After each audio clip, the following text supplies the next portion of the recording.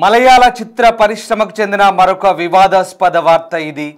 మలయాళ చిత్ర పరిశ్రమ ఎంత అభివృద్ధి చెందుతుందని పక్కన పెడితే రోజు రోజుకు అందులో ఉన్నటువంటి మహిళలు ఎంత ఇబ్బంది పడుతున్నారనేది కూడా వాస్తవం. మరొక తాజా వేధింపుల వార్త ఇది. తాజా వేధింపులకు సంబంధించిన ఆరోపణలకు నటి పూనుకుంది. ఇక్కడ కాంగ్రెస్ పార్టీ రాష్ట్ర యూత్ అధ్యక్షుడు ఎమ్మెల్యే రాహుల్పై నటి రినీ జార్జ్ సంచలన ఆరోపణ చేసింది. రాహుల్ తనను 5 స్టార్ హోటల్కు రమ్మని వేధించారంటూ నటి రినీ జార్జ్ అంటోంది. రాహుల్తో తనకు సోషల్ మీడియాలో పరిచయం ఏర్పడిందంటుంది. అప్పటి నుంచి అభ్యంతరకర మెసేజ్లు పంపుతున్నాడంటూ ఆవేదన చెందుతోంది. ఇటీవల వేధింపులు మరింత తీవ్రమయ్యాయంటూ వ్యాఖ్యానిస్తోంది. రాహుల్ తీరును పార్టీలోని పెద్దలకు వివరించినా తనకు న్యాయం జరగలేదంటూ రీనీ ఆవేదన చెందుతోంది. ఇంటర్వ్యూలో రాహుల్ పేరు నేరుగా ప్రస్తావించని రీనీ నటి వ్యాఖ్యలపై ఇప్పుడు కేరళ రాజకీయాల్లో దుమారం రేగుతోంది. కాంగ్రెస్ యూత్ అధ్యక్షుడు రాహుల్ నటిని వేధించాడని బీజేపీ సిపిఎం నాయకులు ఆందోళన చేపట్టారు. రాహుల్ తన పదవికి రాజీనామా చేయాలంటూ డిమాండ్ చేస్తున్నారు. దీంతో యూత్ కాంగ్రెస్ అధ్యక్ష పదవికి రాహుల్ రాజీనామా చేశారు. నటి రీనీ తన ఫ్రెండ్ మాత్రమేనని, ఆమె చేసిన ఆరోపణలు తనపై కాదని నమ్ముతున్నానంటూ రాహుల్ అంటున్నారు. అయితే ఈ మొత్తం వ్యవహారంపై అంతర్గత విచారణ చేపడతామని, తర్వాత చర్యలు తీసుకుంటామంటూ కాంగ్రెస్ హైకమాండ్ చెప్తోంది. గతంలో మరో మహిళపై కూడా ఈ రాహుల్ లైంగిక వేధింపులకు పాల్పడ్డట్టుగా తెలుస్తుంది. ప్రెగ్నెన్సీ తీసేయాలని వాట్సాప్ చాట్ బయటకు కూడా వచ్చినట్టుగా తెలుస్తుంది. మీరు చూస్తున్న దృశ్యాలు నటి రీనీ జార్జ్, మాలీవుడ్ మలయాళ హీరోయిన్, మలయాళ కుట్టి. ఇటువైపు Rahul youth Congress, Kerala youth Congress president. ఈ కేరళ యూత్ కాంగ్రెస్ ప్రెసిడెంట్కు వివాదాలు కొత్తేం కాదు. గతంలో ఓ మహిళ ప్రెగ్నెన్సీ తీసేయాలంటూ వాట్సాప్ చాట్ బయటకు వచ్చింది. మహిళపై కూడా ఆ రకంగా లైంగిక వేధింపులకు పాల్పడ్డట్టుగా ఆరోపణలు. ఇప్పుడు తాజాగా నటి రీనీ జార్జ్. ఈ మొత్తం వ్యవహారం ఇప్పుడు కేరళ రాజకీయాలను కుదిపేస్తోంది. కేరళలోని విపక్షాలైన బీజేపీ అలాగే కమ్యూనిస్టు పార్టీలు ఇప్పుడు అధికార కమ్యూనిస్ట్ పార్టీతో పాటు బీజేపీ కూడా ఇప్పుడు ఈ వ్యవహారంపై తీవ్రంగా స్పందిస్తున్నాయి.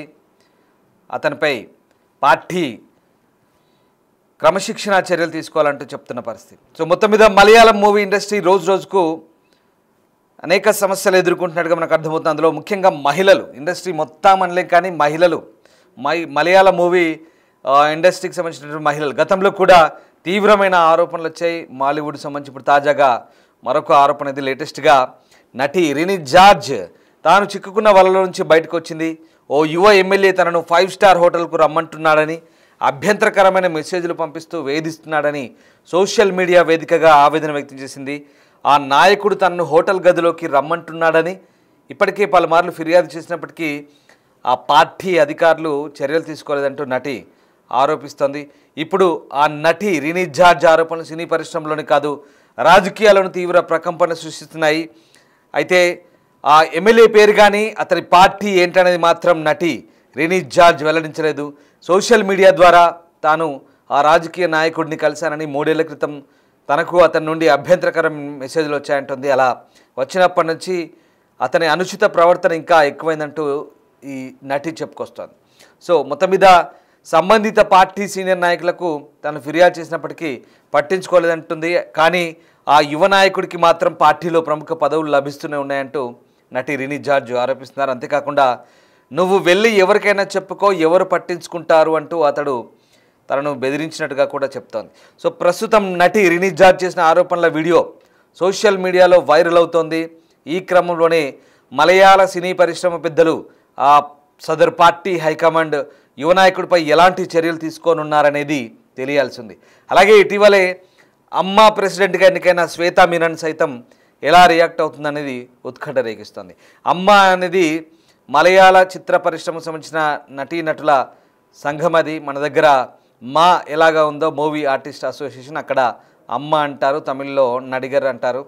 సో ఆ రకంగా మా అమ్మ మూవీ అసోసియేషన్ ఎవరైతే ఉన్నారో శ్వేతా మీనన్ కూడా ఇప్పుడు రియాక్ట్ అవ్వాల్సిన అవసరం వచ్చింది. గతేడాది మలయాళ చిత్ర పరిశ్రమలో లైంగిక వేధింపులకు సంబంధించి జస్టిస్ హేమా కమిటీ నివేదిక విడుదల చేసింది. ఆ తర్వాత ఆ రాష్ట్రంలో ఎన్నో రాజకీయ ప్రకంపనలు కూడా రేపింది. ఎంతోమంది మీడియా ముందుకు వచ్చి తమ బాధలు చెప్పుకున్నారు.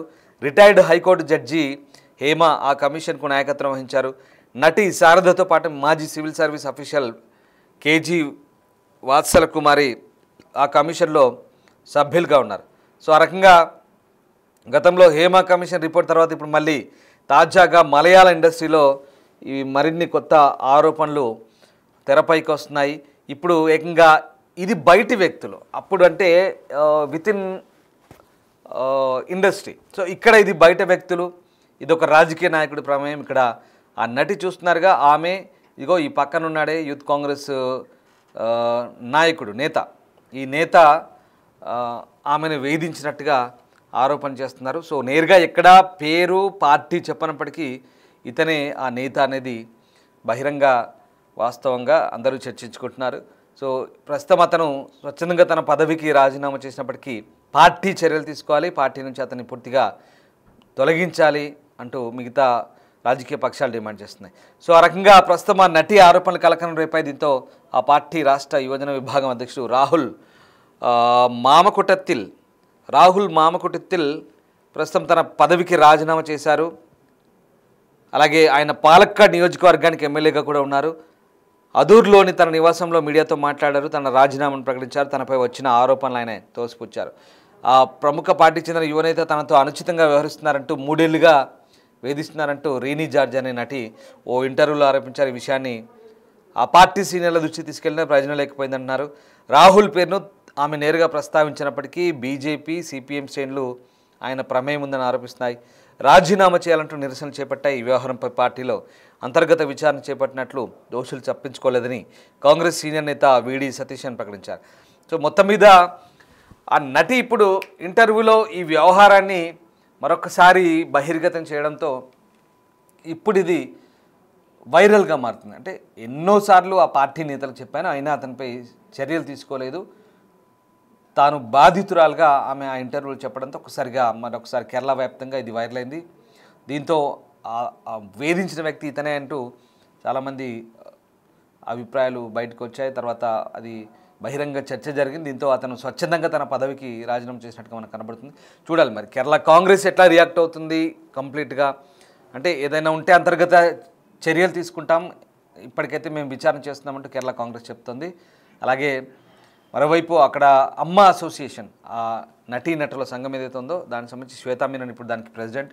సో ఆమె ఎలా రియాక్ట్ అవుతుంది, ఓవరాల్గా గతంలో ఉన్నటువంటి హేమ కమిషన్ ఎంత ప్రకంపనలు రేపిందో, ఈ మహిళల పట్ల వేధింపులు మాలీవుడ్లో మలయాళ ఇండస్ట్రీలో ఎట్లున్నాయో, తద్వారా దాన్ని బేస్ చేసుకొని చాలామంది తెలుగు ఇండస్ట్రీ, కన్నడ, అలాగే తమిళ్ అందరూ బయటకు వచ్చారు ఒక్కొక్కరుగా తమ సమస్యలు చెప్పుకునే పరిస్థితి. సో ఇప్పుడైతే ఇది బయట వ్యక్తి, ఇక్కడ రాజకీయ పార్టీకి చెందిన నేతగా మనకు చాలా క్లియర్గా అర్థమైంది.